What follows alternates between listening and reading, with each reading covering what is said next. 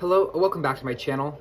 So last night I read The Pearl by John Steinbeck, and for some reason this is a story that has escaped my reading attention until just now. I'm not really quite sure how that happened, but I certainly am glad that I fixed that problem and I have read it now. It's absolutely fantastic. It's my first of Steinbeck's shorter works to read.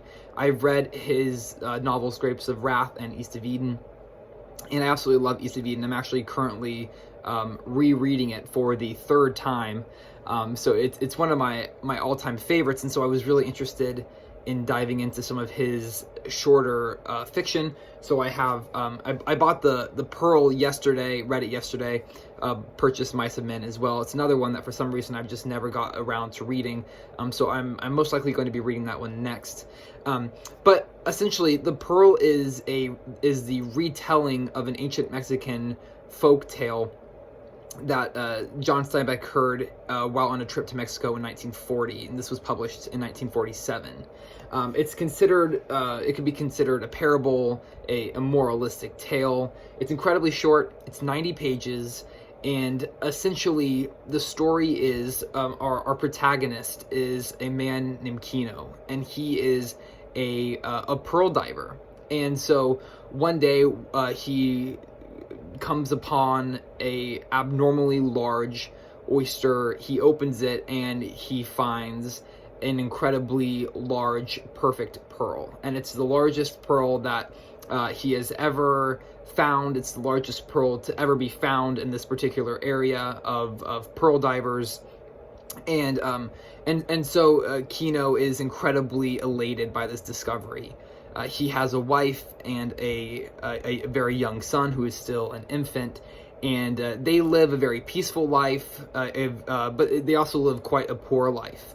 And so Kino is certain that the discovery of this pearl will bring great wealth to his family and will improve his family's life and will improve his child's life, and that they will no longer have to worry about anything. And so he brings this pearl back, and essentially up until this point, Kino and his family have been just like everyone else in this small village. Everyone sort of treated them just like regular people, but suddenly they have this fantastic pearl that must be worth incredible amounts of money, and so they are started to be treated differently. People are sort of trying to cozy up to them. Kino's son is bit by a scorpion, and the town doctor refuses to see him because he knows that Kino doesn't have enough money to pay him properly. And then when the doctor finds out about this magnificent pearl that Kino has found, he is suddenly more than willing to treat Kino's son because he is hopeful of receiving the pearl in return for his medical services. And so essentially we very quickly start to see this change in interaction of the townspeople towards Kino and his family. What used to be very distant and uninterested is suddenly very interested, and they are suddenly very kind towards Kino and his family, and they're more than willing to do things for them in hopes of receiving a large payment in return as thanks. And so the entire story really is this buildup of Kino having this pearl of great worth, and sort of how it possesses him. Not unsimilar to the Lord of the Rings with the Ring of Power. Of course, it is quite a bit different, but that was one that was one thought that it hit me while I was reading this, because essentially the story is this pearl starts to bring out all of the darkest and most evil qualities of Kino, and through the story, even though it's short, we do see quite an interesting character arc with him. He becomes very violent towards other people and very protective of this pearl.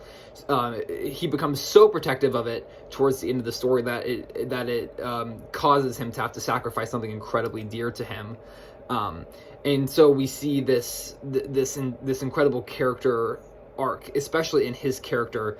And in that sense, it's very much of a cautionary, moralistic tale, or it could be viewed as a parable, where it's incredibly quick. The story moves very quick. There's not a lot of build-up time. It really, the tone can shift really just with one sentence. And so it hits quite hard, especially the ending. I absolutely loved the ending. It's not what I was expecting at all. It was incredibly forceful. It certainly grabbed my attention. It caught me by attention.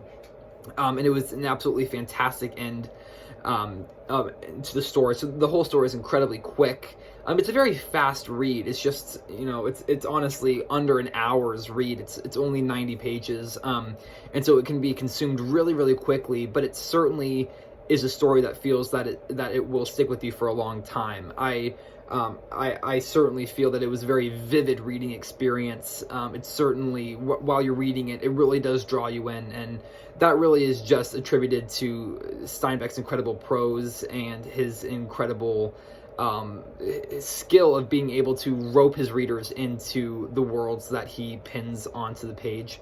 And so it was absolutely fantastic. I highly enjoyed it, and I am certainly going to be rereading it again in the future. I feel it's a story that can be consumed over and over again, and sort of each time, more and more pulled from it.